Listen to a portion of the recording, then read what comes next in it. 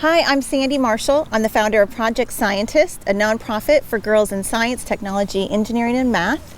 And we're based in Charlotte, North Carolina, and Los Angeles and Pasadena. And I'm here from Orange County with my daughters Ellie and Ivy, the inspiration for the nonprofit I started about 5 years ago. We're excited to talk to you and Women That Amaze and answer a few questions that Patty gave us to help inspire you and your work. So I think Ellie's going to ask us some of the questions.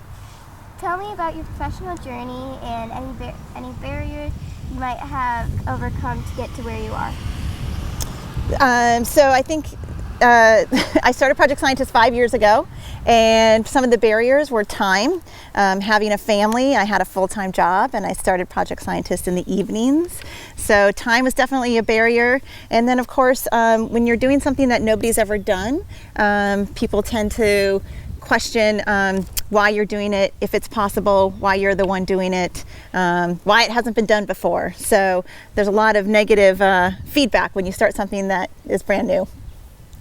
Why did you agree to be part of Women That Amaze?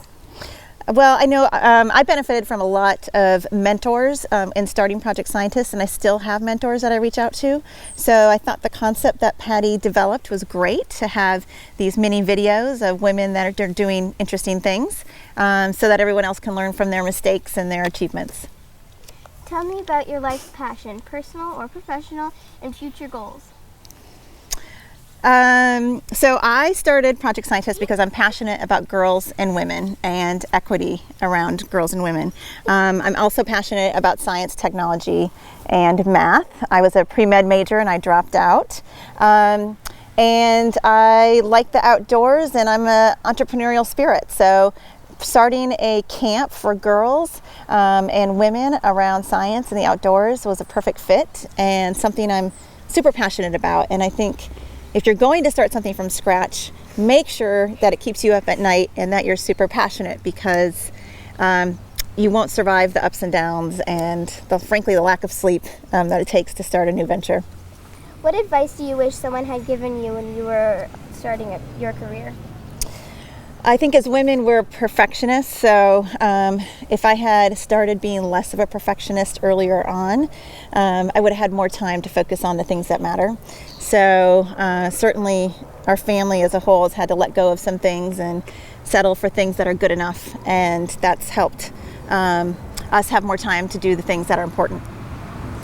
Any inspirational messages you would like to send to any little ones watching?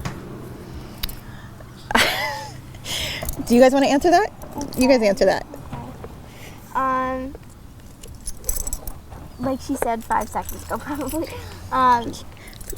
Like, don't be nobody's perfect. Failure is going to happen a lot, and a mentor will help you through your obstacles, life's obstacles, general community, anything, Ivy, do you want to say anything to girls your age? Any advice? No, I don't have anything to say. You have nothing to say? No. Okay. Well, I think for parents that have girls, I'd love to tell them that you're the most important factor in keeping a girl interested in science and technology, engineering, and math, especially dads.